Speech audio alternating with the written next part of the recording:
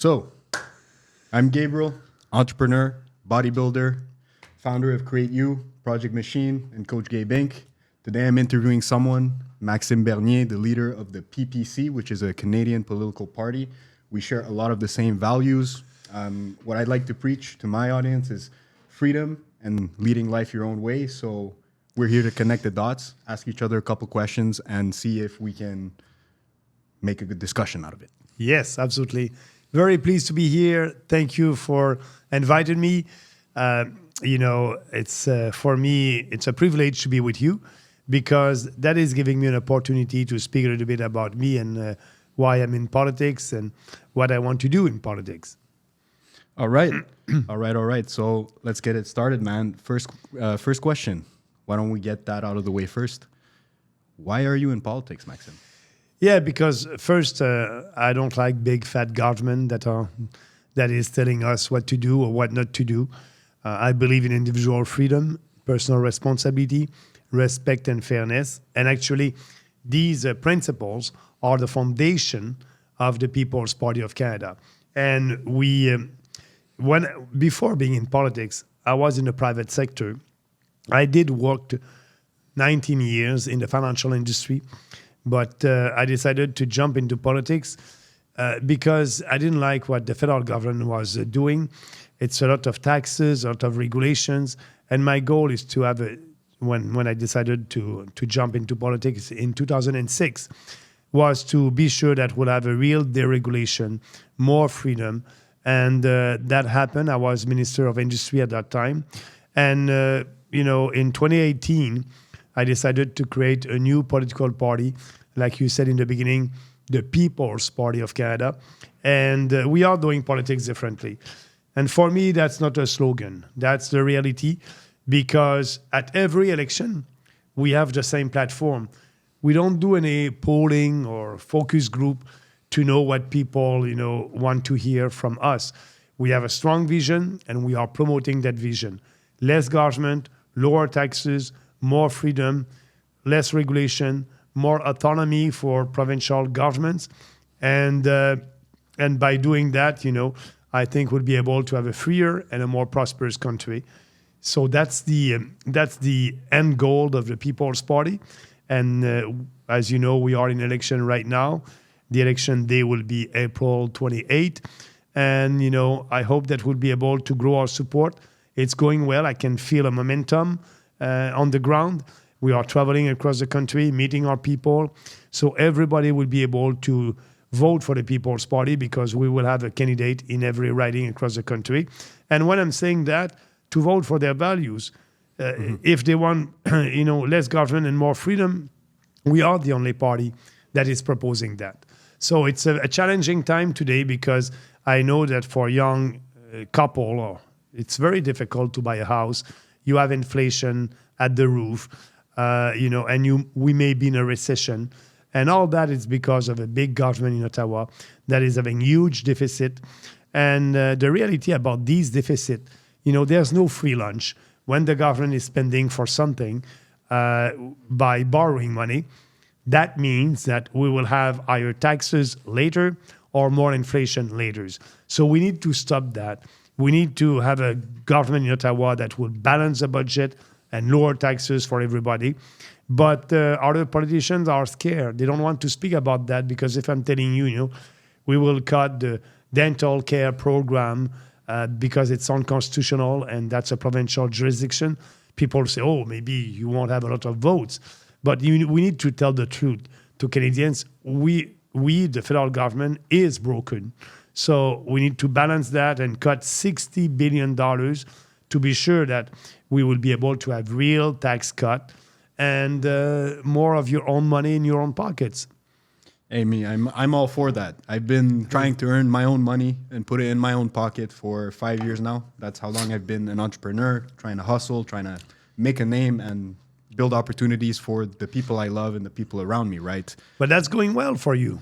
Yeah, I'm grateful for everything. I'm grateful for everything. I'm just happy to be here and to do what I do on a daily basis, But something that you said really interested me, and it's about the big government, right? When you say the big government, but that's what that people don't want that. Yeah. But Why do you think that people have tolerated that for so long when it comes to the big government and the big taxes and everything like that?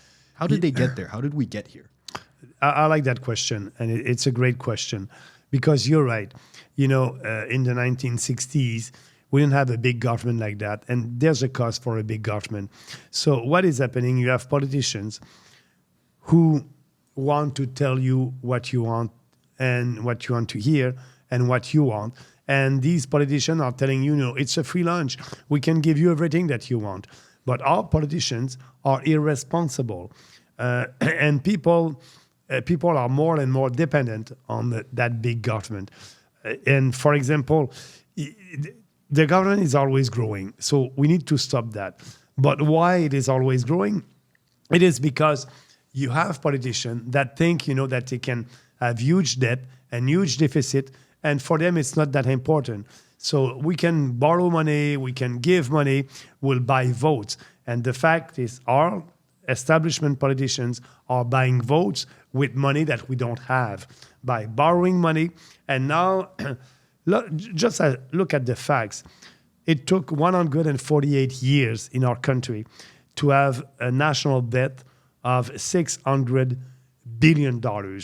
It took only 9 years for Justin Trudeau to double that debt to $1,200 billion. And he was very popular when he was doing that. He was spending money that we don't have. But now there's a cost, and we have that inflation that is there because you need to pay that. Some people are telling me, oh, it's okay, the deficit of today will be paid by the next generation so we can enjoy life and we won't have to pay. But that's not true. Actually, when you borrowed money, when you have huge deficit, you are paying right now. Yes, I have 2 daughters. They will have to pay for all these debts. But they are paying, and we are paying right now with the inflation. The inflation is a kind of a tax. Mm-hmm. So the government is telling you, keep your money in your pockets, but you won't be able to buy the same amount of goods and services with your dollars. Your purchasing power is going down.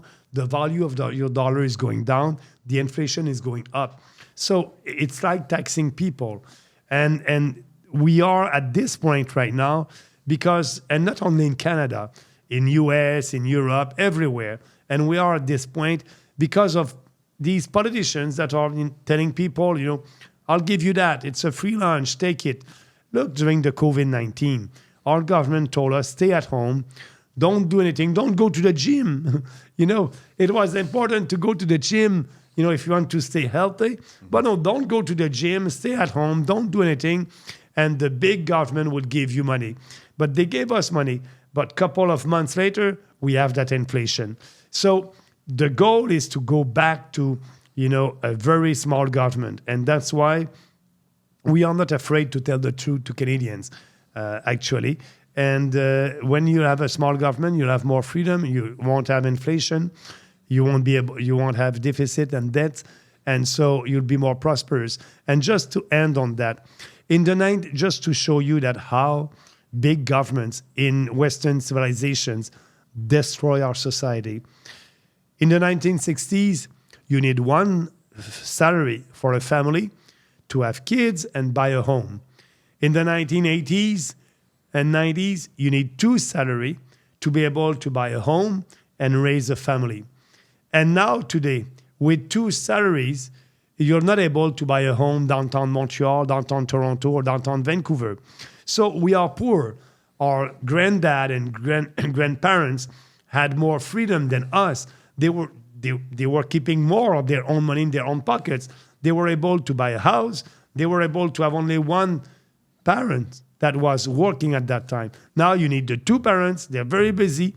And today it would be very difficult for young guys to buy a house and having a backyard and playing with their kids in the grass. So to be able to go back there, to be able to give that to Canadians, we need to have a smaller government. We need to stop the inflation. We need to cut the budget, cut the spending, and like that, you'll have your money back and you'll be able to do what you want to do. And I'm always saying that, people are asking me, Mr. Bernier, okay, why are you in politics? I'm in politics for a better country and for you. And I'm in politics, and we created that party because I believe in you. I have faith that you have the ability, the dignity, and the right to make your own decisions and determine your own future. To be able to do that, you don't need the government that telling you, stay at home, don't go to the gym, don't watch, this podcast because it's disinformation. You need, the government out of our way. The problem in our society is the government. The government won't save us. It is the problem. And that's why, I'm fighting for you guys to have, a smaller government and give you more opportunities. I agree with that. Honestly, I agree with everything you said. It's for young men like me, and I feel like I'm not alone when I say this, we do feel like the government is the enemy.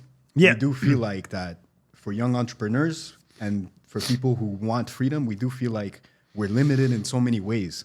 Like my thought process when I'm trying to plan out my future, when I think about my vision in the future, and I'm being 100% clear, I'm 100% honest right now, I don't see myself staying in Canada just because there's so many regulations, they're trying to put me in a box that I don't want to be in, right? So I'm thinking of going somewhere with more freedom where I won't have people on my back all the time when I'm just trying to grow something and even build jobs for the country that I'm in. You know what I mean? And that's sad, but that's the reality. Mm-hmm. And I understand you. You're not the only one who's telling me that. Big business guys, entrepreneurs are saying the same thing. I don't want to invest here. Actually, the investment in our economy, that's the bone of our economy. If we don't have any investment, you don't have any growth, you don't have any jobs. So we need the investment to start an economic prosperity. So they don't want to invest in Canada because of these regulations and taxes. So they're going outside the country and they are investing over there, creating opportunities over there. So there's less opportunities for you guys. And I understand that you want to be in a place where you'd be more free. If you think about that, the taxes that you are paying, it's about 50% of your salary. Yep. You have the municipal taxes, you have the provincial taxes, you have the federal taxes, you have the GST, you have the GST and all these consumers taxes, all that together, the federal, provincial, municipal, when they are taxing you, if you put all that together, it's at least 50% of your income. So what the government is telling you, I want you to work 6 months in a year for the government. It's slavery. They're not telling you what to do, but they're taking 100% of your salary for the first 6 months of the year. And the 1st of July, that's your freedom day. 100% of your salary will be your salary for you for starting at the 1st of July at the end of the day. So you can do what you want the first 6 months, but the government will take all your money. So that's why it's not working. And that's why people like you are saying, I'm working hard and I don't have anything in my pockets after that. And don't forget, when you have 50% of your salary, after that, you want to spend. The inflation is there. The inflation is there. They are telling us that it's about 2% inflation. But you know that when you do your grocery, it's more than that. Oh, yeah. So you have the inflation, and the inflation, it's another kind of a tax, like I said before. So my goal is to change that and tell the truth to Canadians and telling them, we believe in you. We want you to stay here in Canada. And to do that, we'll need to change what is happening at the federal level. I agree with a lot of what you say again. I do want to stay here in Canada. When I look outside, it's great. The air is fresh. The country is beautiful. We have nice landscapes, nice nature. I'm a big nature guy. But so what advice would you give a young entrepreneur like me who wants to keep creating opportunities and would like to stay in Canada but really can't because of all the regulations right now? But the first advice would be part of the change, be the change. A lot of young people are not voting. They're saying, I don't vote for them. It's all the same. Liberals, conservative, they are telling us something a day, and they will do the opposite when they will be elected. So the confidence in politicians is very low. And I understand that because that's the politics of today. So, but imagine if at the last election at the federal level, 40% of the population didn't vote. So for us, we want to attract these people. If you don't vote, it's because you're tired of the situation. You think that every political party are the same, and they are not. We are there. That's why we created the PPC for another option, doing politics by conviction and ideas. So if you don't vote, it's like you're saying, okay, I won't participate. I won't, I won't do anything to improve the country. So please go there, vote, express your point of view. And that's what I want. I want people to be part of the change and creating that change. And it will happen. Look what is happening in Europe right now, in France, in Germany, in UK. They have that populist movement. People are saying enough is enough. You have Marine Le Pen in France that may be the next president of France. You have Nigel Farage in Europe. These politicians are a little bit like me. They are saying, no, the status quo is not working. Let's come back and bring a new society by giving people more freedom. And that movement is coming. In Canada, we are a little bit late, but it will come. And that's why, I'm saying to our people, come and look at our platform, go on our website, People's Party of Canada.ca, read our platform, and if you like it, I hope you support us. But politicians are doing politics. They try to speak to your emotions. They use emotions to have your support. I'm not doing that. You need to do an effort to be able to vote for us because you need to go on our website and read the platform. It will always be the same. And these politicians, they are pandering to different ethnic groups, and they are telling them what they want to hear. For us, we are not pandering. What I'm saying in this electoral campaign as the leader of the People's Party, I said the same thing at the campaign in 2021. I said the same thing at our first campaign in 2019, and I will say the same thing at the next campaign in 2026. So I won't change, but I'm telling people, if you don't like what I'm saying, please don't vote for us because we won't change. We think that we have the right vision for this country.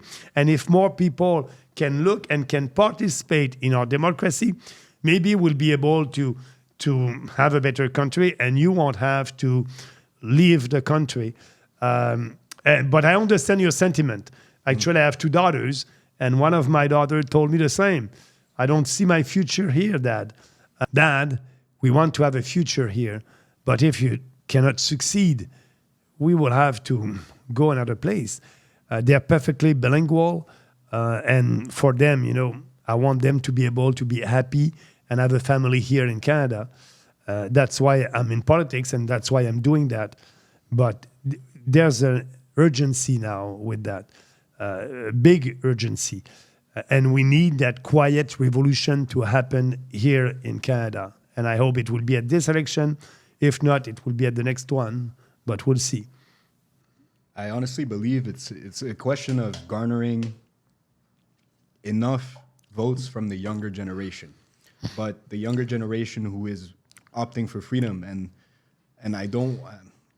the word I want to use right now, it's like you said, politicians right now that are debating each other, that are, making their speeches, they're using a lot of emotional manipulation to kind of brainwash the masses, right? But like they did during COVID. Yeah. Like I watched a political debate recently between Trudeau and... Poilievre. Yeah, Poilievre.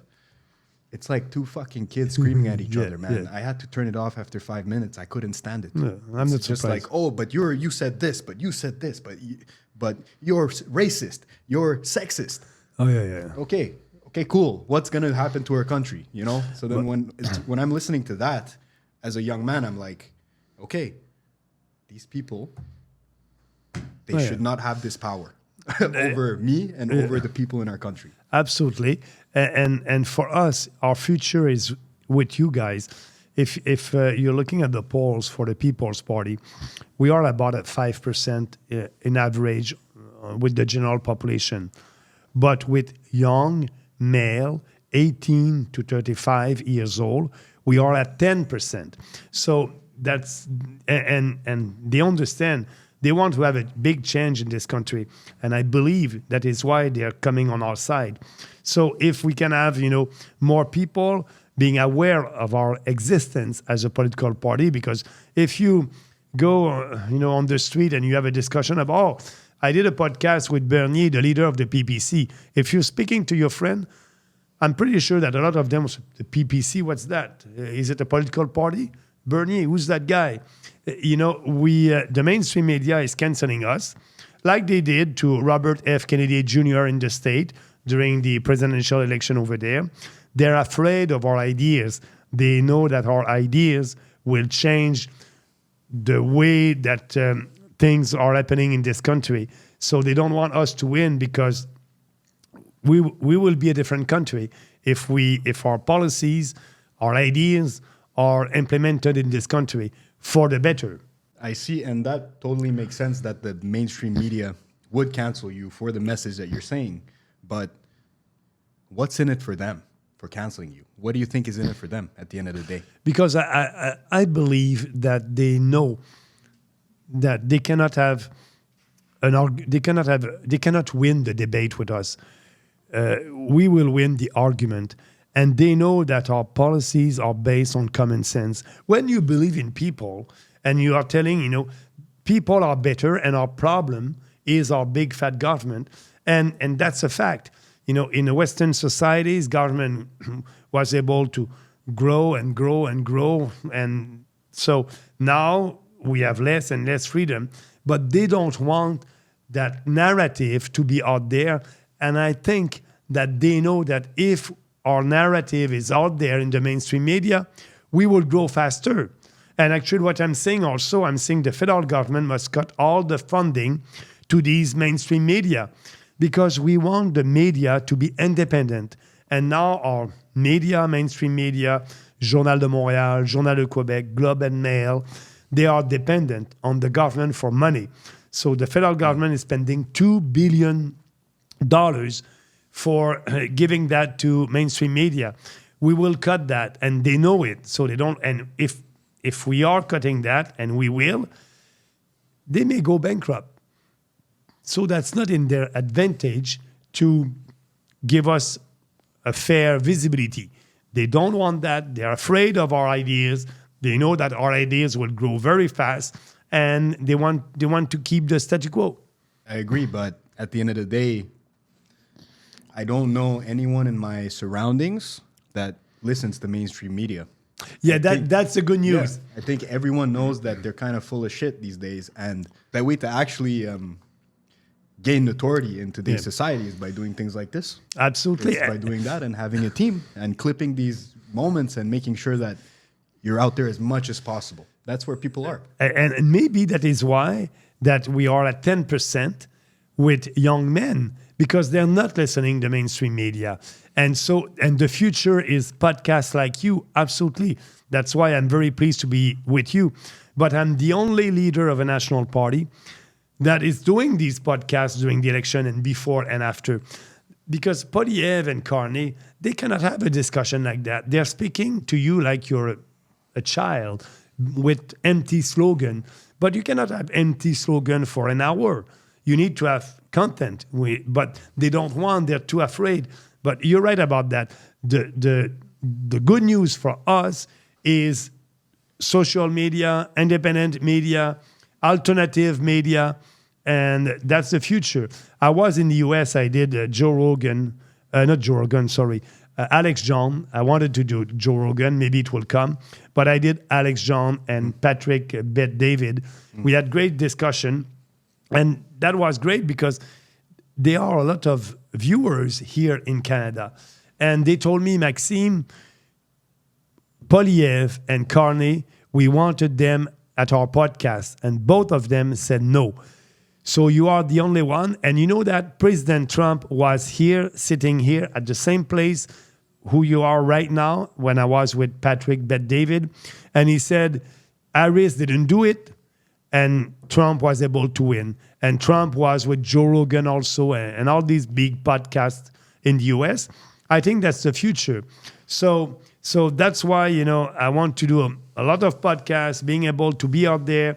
And actually, I have, a young guy that is with me right now, helping me on TikTok. I don't know if you're on TikTok or I was not on TikTok, but what do you think about that? TikTok is the platform for you to be able to achieve what you want to achieve in order to be able to, restore this country, right, to its glory, right? Yeah. I think that's the platform that you want to be using, as well as Instagram Reels, all the short form content. Me personally, I'm not on TikTok. I don't scroll. I don't spend my time scrolling on TikTok. Okay. These days, I'm more on Instagram. I'm more on YouTube. I like to watch long form content. Okay. But I know that the majority of young men, the majority of people, now they're scrolling all day. Okay. So I was pleased when, they told me, Maxime, we can do better. You can be active on TikTok. But what I don't want to do, I'm there, I'm speaking about ideas. I'm a kind of a sell man. I'm selling ideas for free. The way to, you don't pay for our ideas, but I need to promote these ideas on that. And I want you, my paycheck will be if you vote for me, if you vote for the People's Party. And they told me, if you want to reach them, you need to be on TikTok. But my fear a little bit is, I don't want to dance on TikTok. I want to be able to, I know that you're an intelligent guy, and I want to have maybe an intelligent discussion for 30 seconds, a minute, or something like that, an important message. And I know that you can achieve that on TikTok. So I will be more active there. And the long format, it's, for me, I think it's a nice opportunity. But you're telling me that the long format is for people that are older, that are listening to... It's for more people that want to learn, and the short format is for people that want to distract themselves and want to kind of... Well, I'm speaking for myself, right? Because when I had more of a tendency to go on short form content and then consume it, I was distracting myself from my life and like from things that were going on. Okay. It was like, providing me quick dopamine, calming me down. But when I have a tendency of going to long form content, it's because I actively want to learn something. And I actively want to understand a subject that I want to apply, which I think will be useful later in my life. Okay. And that's why for me as a politician, both of them will be good. The long format, I'll be able to explain a little bit more my policies. And the short format, because they don't know me, at least they will see me for the first time. And after that, they can say, okay, I like what he's saying. Let's go see him on long format or on his website. That's new for me, but that's fun. That's a nice challenge. Yeah. I remember the first time I started posting content 5 years ago. I was scared for my life, man. I was like, oh, what's everyone going to think? What's everyone going to say? Yeah. It's a scary thing to get into. But it's I feel a little bit like that because it's a new format. I know how to do a press conference. I know how to deliver a speech. But I'm happy. I will do that, and we'll see. Yeah. Yeah, I think this is the way. This is how they did it in the States. This is how, let's say, like big names like Andrew Tate. I think he was the first one to really blow up with. Basically, what they did with him is they had a bunch of editors. They had a bunch of different accounts, but they were all him, right? Okay. They had like maybe, I don't know how many. I don't know the exact numbers, but I think he was paying a company like 6 figures a month just to get hundreds and hundreds of clips a day on TikTok. Oh, yeah. Yeah, spamming TikTok, like just shooting clips out there. Okay. Just to really break the algorithm and become the most famous man in the world. And he achieved his goal.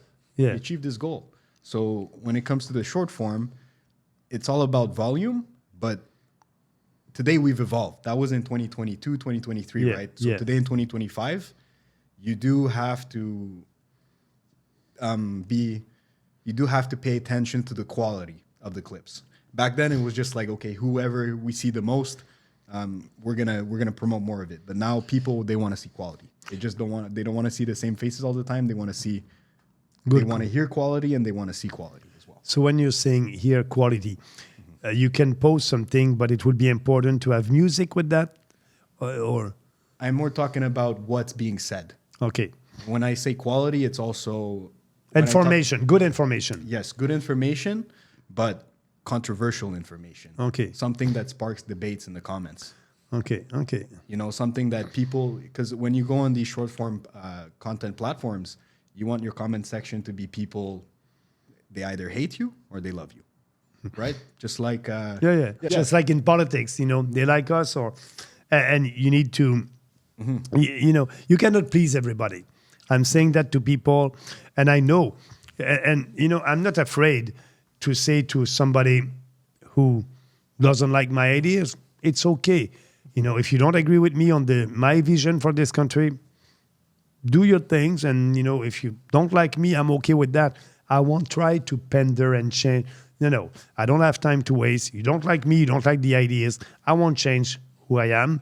And I'm fighting for the same ideas for a long time. So, but yeah, you need to be, if you're a politician, you need to be aware of that.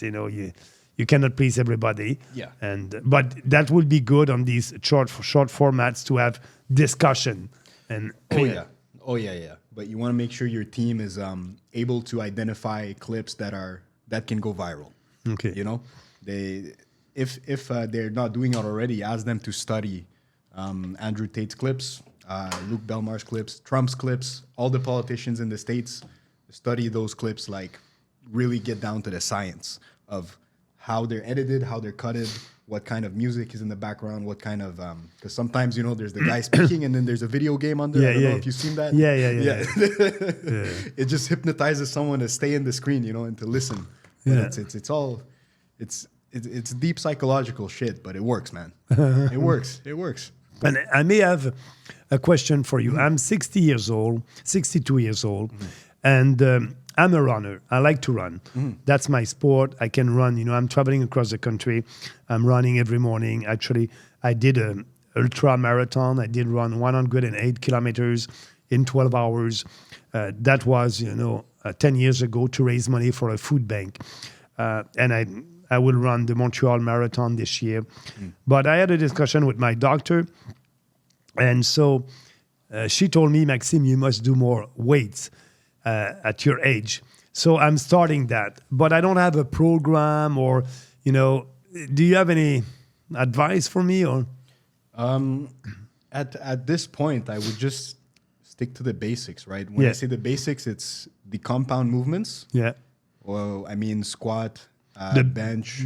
Yeah. I wouldn't tell you to deadlift. I would go more for a barbell row. Okay. Bent over row. Yeah.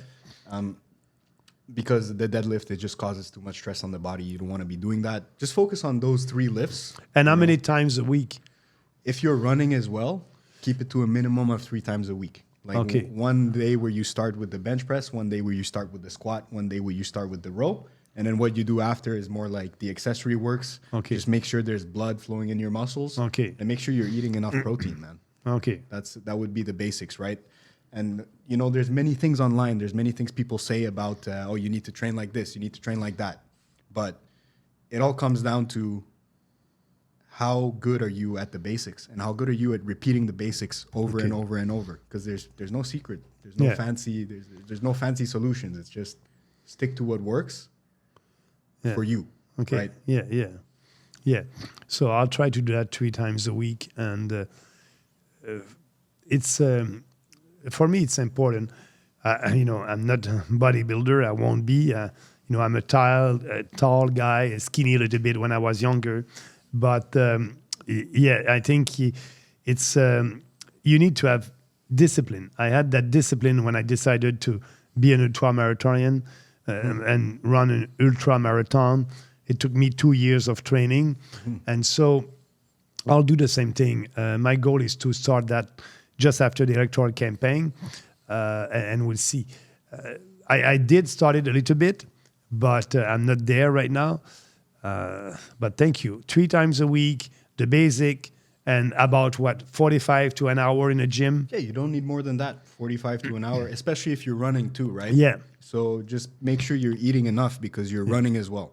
So that means that you're burning a lot more calories than a normal person would. And what do you think about intermittent fasting? I think it's supposed to be popular. I don't know. I'm eating 3 meals a day. Is it? Are you doing that or? no, intermittent fasting, I would only use it if I need to focus in the morning. Okay. Because when I eat carbs or when I eat food, your digestive system works and it causes you to spend energy. Okay. Eating food makes you burn energy, right? Yes. So I would only use it if I need that energy. I need that focus and mental clarity. Okay. That's when I intermittent fast. But if I'm looking at it at a muscle building perspective, I want to eat as many times as I can in a day. So I would get up. First thing I would do is, I start right now. I start my day with 25 minutes of cardio. Okay. And then I eat. First thing, eat a nice, like 200 grams of steak. Okay. And then I'd eat meat all day. Like every 2 hours, I eat a meal. Okay. So, and when you do your first training in the morning, is it on an empty stomach? Yeah. Yeah. Okay. Yeah. I'm doing the same thing. Early in the morning, running, empty stomach, and after that. Okay. And carbs and protein, very important. Yeah. Okay. Healthy fats as well. Yeah. Like, natural peanut butter, olive oil, coconut oil, avocados, eggs, omega, salmon. Yeah. The Omega fat in 3. the steak. Omega 3. It's all good. It's all good to regulate your hormones, your testosterone levels, and make sure that everything's functioning properly, right? Okay. And really minimize the aging effects. And when you combine it with strength training, nice proper nutrition plus strength training plus cardio training, you're going to be the most unstoppable politician. Look at your competition, man. Look at the competition. But I appreciate what you said about mental clarity on empty stomach, because I didn't know that, but each time before I'm delivering a speech, I don't eat before. That's an habit. So I'm eating after that. And that's why, you're quick, Yeah, if you think about it, like right now, today, it's so easy to have food, right? But if you think of our ancestors, they didn't eat maybe for days on end, or maybe once a day, right? Yeah. And they were always in a state of, always in like survival mode or in hunting mode, right? So they were razor sharp, laser focused because they had to get their food. I see it the same way. If I don't eat for a certain amount of time, my brain is just going to start working better. And if you condition yourself, like you've conditioned yourself to give amazing speeches on an empty stomach, if you condition yourself to do something on an empty stomach for long enough, your brain's going to say it's hunting time. But your version of hunting is giving the speech. My version of hunting is maybe editing a video, maybe, doing something else, right? Yeah, good. Yeah, I'm doing that, but now I can see the logic behind that. Yeah. But again, when it comes to nutrition, like also, don't train, don't lift weights on an empty stomach. Okay. If you can, have carbs before. Okay. Have carbs after. Okay. Well. Okay. Yeah, that's the difference. When I'm running on empty stomach, it's better. But training, because weight training, eating a little bit before, a little bit after. Yeah. Okay. Protein source after, most importantly. Protein shakes or something like that. Yeah, a protein shake, or like a nice steak. A real meal. Real meal. Yeah. Real food is always better. Yeah. Meat. Yeah. Meat. Real food is always better. What do you think about the vegan people, guys? They have to eat more to have the same protein, and that's not the same quality of proteins. I don't know. I'm just asking the question. That's a good question. I don't know. I'm not vegan, right? And I haven't had vegan protein sources before, but what I do know works for me is I eat a shit ton of meat. Yeah. And everybody can be different. Yeah. But whatever works for them works for them. But veganism isn't something I agree with, because I've been grown ever since I was a kid. My dad fed me steaks. Yeah. So I'm a big steak guy. Yeah. And it's working. Yeah. I'm getting there. Slowly. Yeah. No, you are. Something that I feel changed the world and society as a whole, even though I feel like it's repeated often and people know about it. But it's something that changed my life too. It's COVID. You know, Yeah. I feel like it was a period that built a lot of people up and a period that also ruined a lot of lives Yeah. because of those regulations. But that's when I kind of woke up and I told myself, hey, I'm not going to listen to the government. Yeah. And I had that's when I started my first business, actually. When they told me to not do anything, that's when I got in shape. That's when I started my first business. And Good for you. yeah, the first business was I was actually training people in a gym, in a secret gym somewhere that I wasn't allowed to do. Good for you. Yeah. So I was trying to help people in that manner, right? But when we think about COVID, why do you think it was necessary, or why do you think the current government deemed it necessary to have all these restrictive measures on their citizens? Control. They wanted to control us. And that virus was not deadly for the big majority of people. And they had a narrative. They use censorship for blocking the other point of view from great doctors. And for me as a politician, also, I was the only one I was doing, during COVID, rallies across the country, speaking for freedom. But the question, why the government was able to do that and people were following the government and all these draconian measures, and they were saying yes. Don't forget when they decided in Montreal to have the curfew, they did a poll, and 75% of people were saying, it's okay, yeah, you must do that. So what the government did, every day, the Prime Minister and the Premier here in Quebec and every province, they were giving a press conference, and the media was not doing his job, was not challenging the government. Why? Because like I said in the beginning, the government is giving a lot of money to the media, and also during COVID, they had a lot of advertising on radio station and newspapers. So they didn't want to challenge the government. And so they use fear to control the population. And they did that. That was very successful. It took us 2 years, when I'm saying us, all the freedom fighters across the country, to change that. And we were able, we had that big freedom convoy in Ottawa. I was part of that. And after that, politicians said, okay, we must stop that, because we are able to change the public opinion. These politicians are doing politics by following survey, polling, and focus group. So if you are in a position in Quebec or in Ottawa, a politician that is the official opposition, so you want to be in power, you want to be in government, they're doing polling.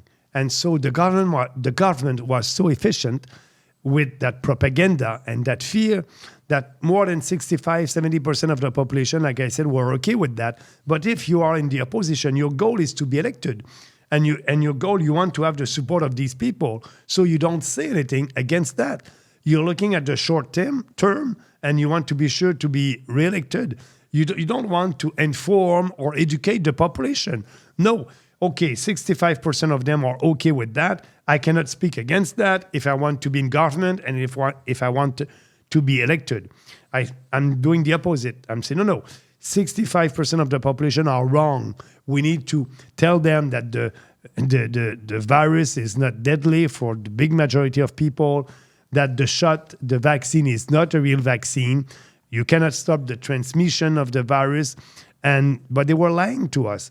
They were lying to us. So a lot of people like you, my dad is 91 years old, and he was listening to the news all the night, and he believes everything that, was coming from his TV.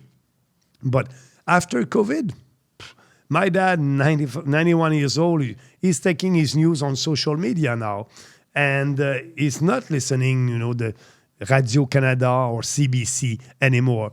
So the good thing of all that, we have more people aware of that, and they're switching. And now they know that they cannot trust the government and they cannot trust the mainstream media. So that's a win, because if the government wants to do that more another time, another lockdown, I can tell you they won't be able to have 65% of the population, because they're going to say, no, enough is enough. You're pushing one narrative. Something is wrong, so I won't do it.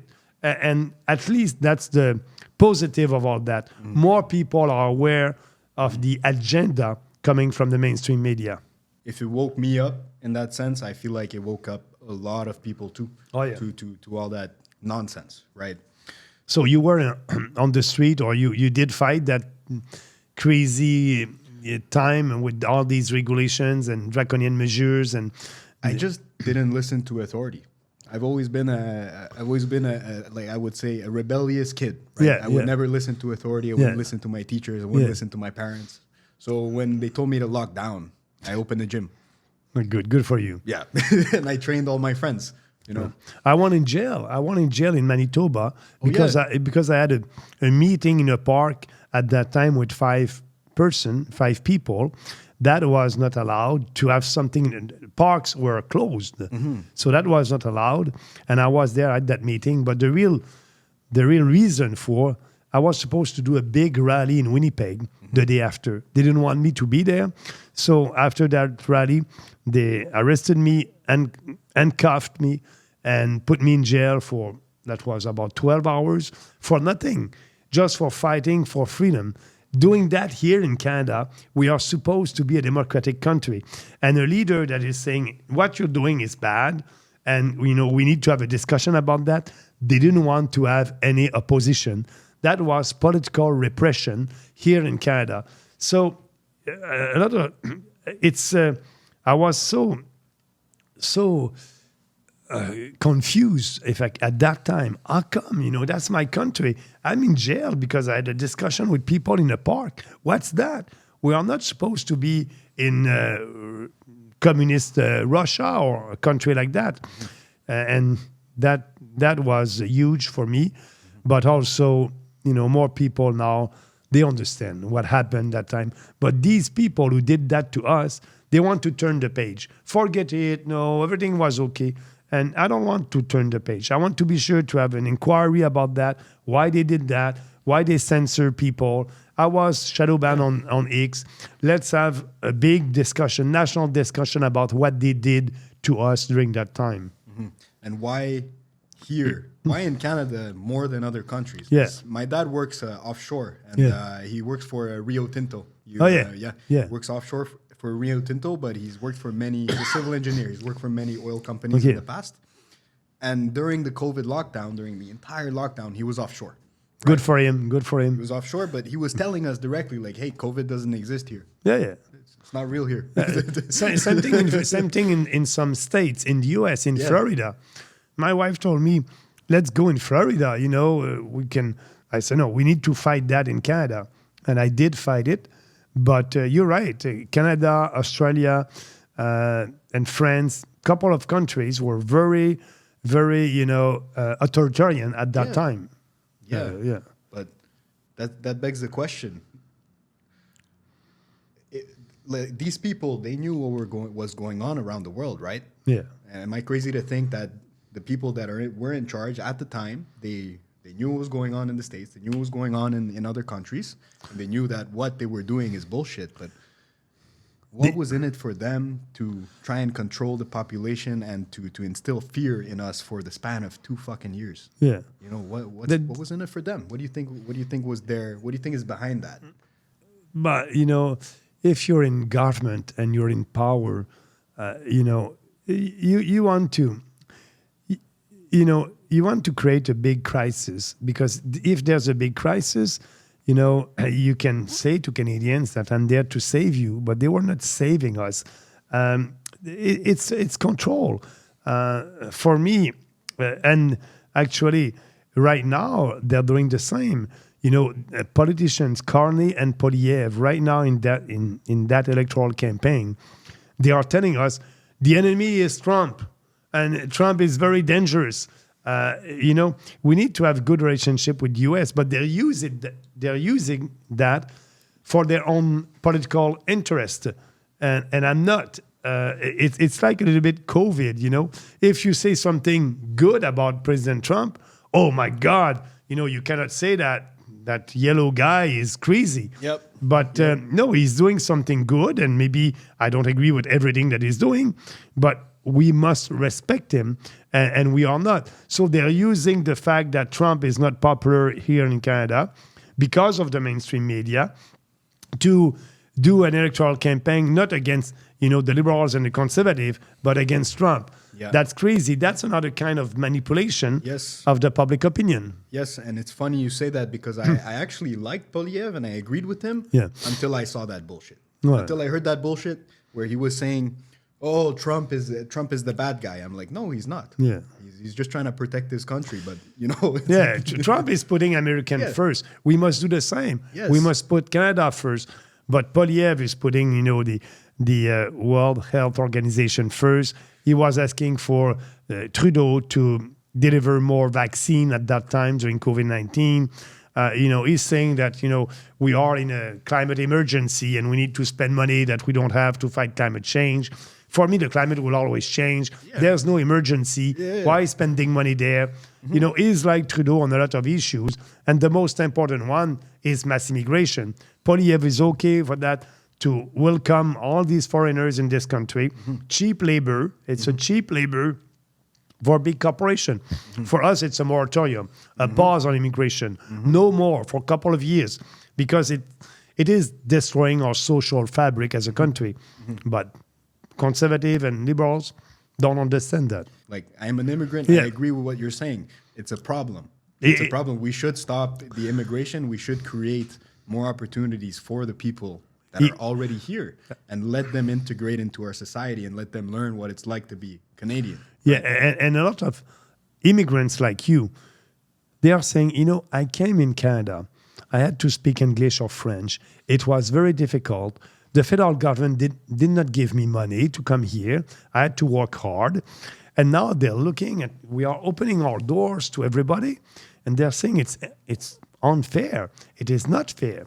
And they're right about that. So that's why, there's about 75% of the population who are saying enough is enough, including the old immigrants who came here under the rules. They had to have an interview.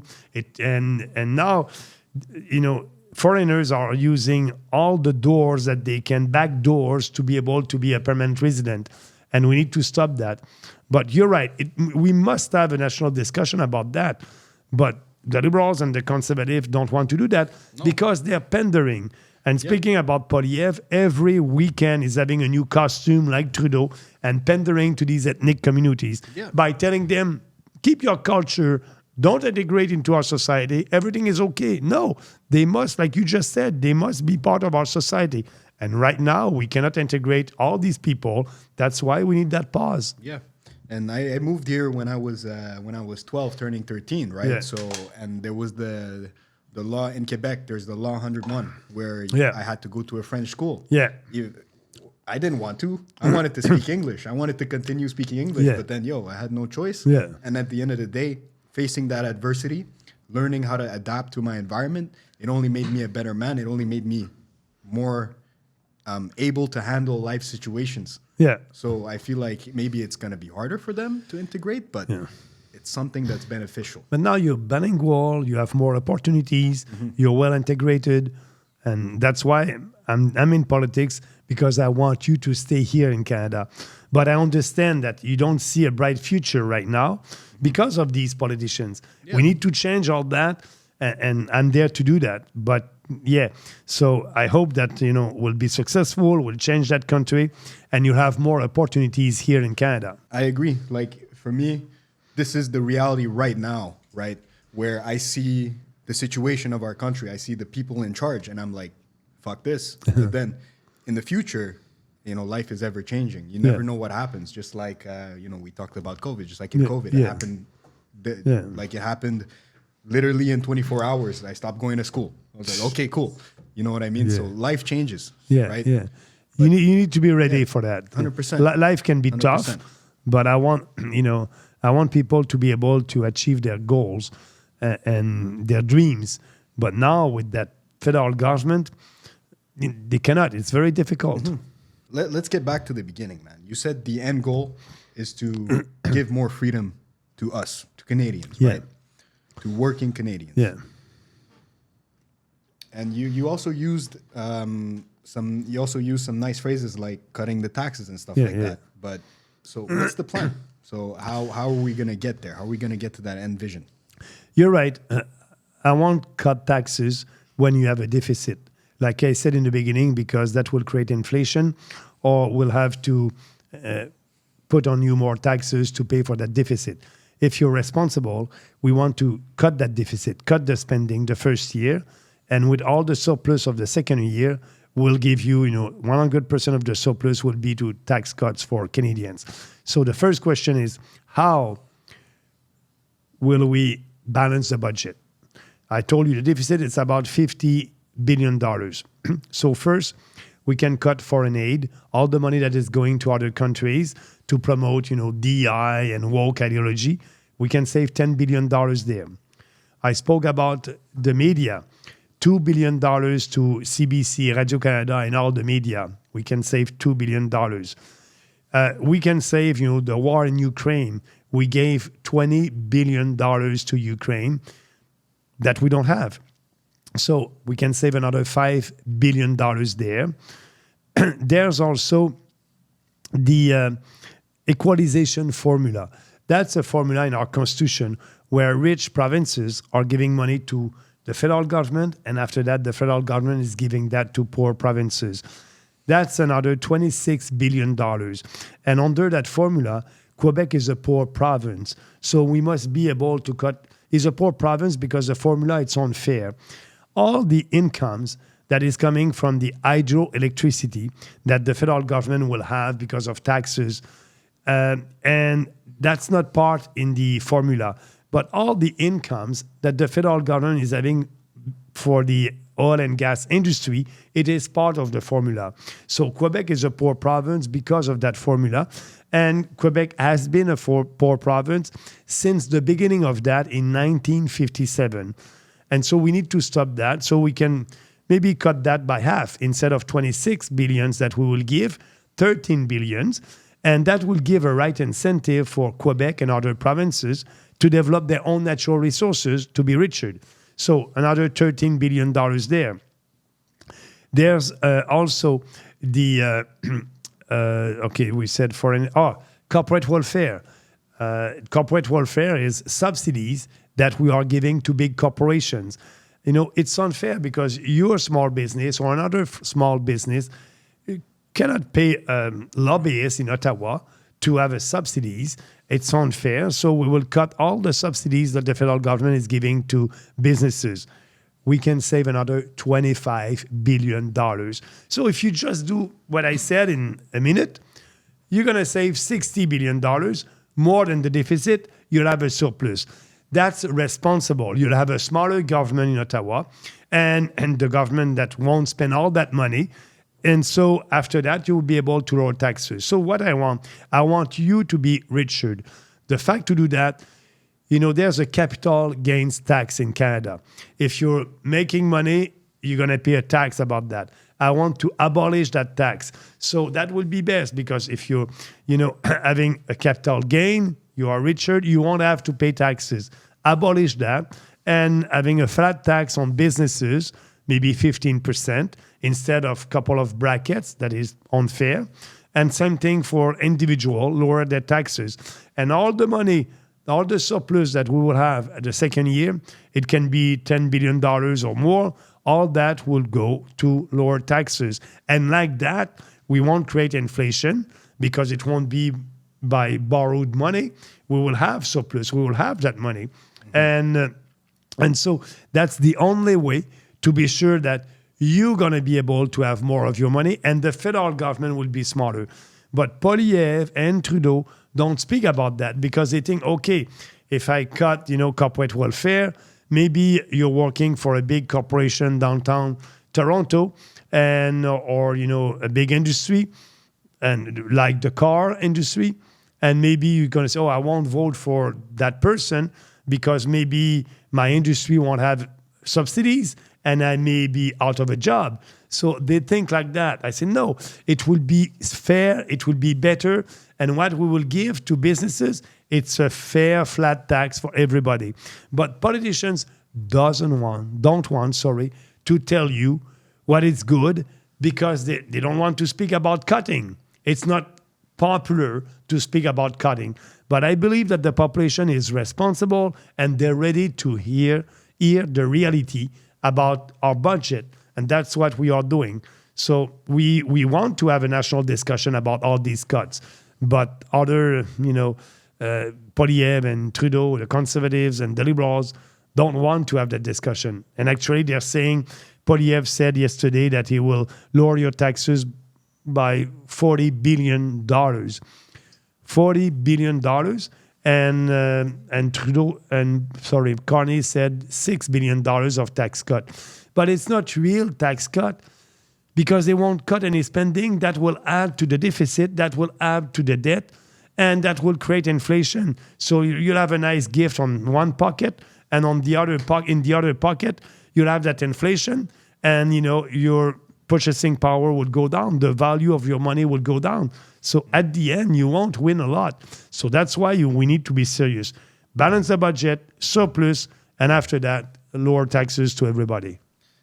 I mean, that and like that, we are giving you freedom because you have more money, you can do more things, and invest or do what you want. It 100% makes sense because think about how long it took to create this problem, right? Yeah. It took I don't know how long. Yeah. It took a long time. Yeah. But what you're proposing right now, it's not an overnight solution like what Trudeau or what Poilievre is proposing when they speak. It's just they're like, okay, we're going to do this and it's going to do that. But you're saying, no, there's steps to take. We need to take it step by step. We need to balance the budget. And we can do that in 1 year. It's easy. You do, cutting foreign aid. It's our money. It's when we are sending money to foreign aid, that is the money that we don't have for Canadians. So let's cut all that and be serious about it. So we can do it in 1 year. And after that, giving people more freedom. But the first step is that one. And the second step is to be sure that, we're going to give you what you need to be prosperous. Mm-hmm. And as a young entrepreneur, that does speak to me because, there's so many loopholes in our system right now that luckily I have a good accountant. Yeah. So I'm in a deficit. My business is always in a deficit, right? So you know what that means, right? Yeah. My business is always in a deficit, and I feel that it's unfair that I have this accountant that knows how to make these arrangements for me and make it so I'm in a deficit. But there's a lot of people out there that just don't know about that. Yeah. They're like, okay, they're stuck paying 50% of their income. Revenu Quebec, they comes with a letter. Hey, you owe me this amount of money. Yeah. Tomorrow. It's tough. How do you know? And then you say, how do you know I owe you that amount of money? And they're like, oh, because we know. It's what you owe us. And they know everything about us. Yeah. So speaking about that, I want you to be able to do your tax return yourself. So you must be able to do that on a postal card. This is my income. 15% of that. This is the taxes that I have to pay. That's it. On one postal card, easy, no deductions, nothing. So like that, it would be fair. You won't have to hire, an expert to help you with that. This is the salary that I'm doing. 15%. Bang. Okay, I have that amount of taxes to pay. Mm-hmm. Yeah, that like you sense. said, it's unfair because now some people doesn't know that they can save some money if they are speaking with an expert. But that's sad. But that's the reality. Yeah, a lot of people, they just get got by that system, right? Yeah. And I guess I'm one of the fortunate ones who understands the game, but a lot of people don't. Yeah, I know. It's crazy. All right, so conclusion time. Well, first of all, thank you so much, Maxime, for coming on today. I want to thank you. That was fun. That was nice. Good discussion. Yeah, man. And if I can be with you after the election just to do a debrief about what happened during the elections, I'll be pleased. But I want also to wish you big success. And I will take your advice about my weight training that I will start soon. Just easy, 3 days a week, and I'll do that. But thank you for giving me that opportunity to speak to your viewers. And if they want to know more, they can go on our website, peoplespartyofcanada.ca. They can also follow me on Twitter, Maxime Bernier, and now on TikTok also. That's the beginning. That's a new social media. But I'm I'm very happy that we are everywhere on social media, and that's important for me. 100%. 100%. That's how the game is today. And thank you, Maxime, as well, for kind of educating me about your party and about politics in general, right? Because I'm not someone who goes out of my way to learn about these things. So for me, it was an interesting opportunity to connect with someone not only from a different generation, but who's lived a completely different life than me, a completely different reality. So it's always good to have these discussions and these moments. Thank you again. All right. Thanks.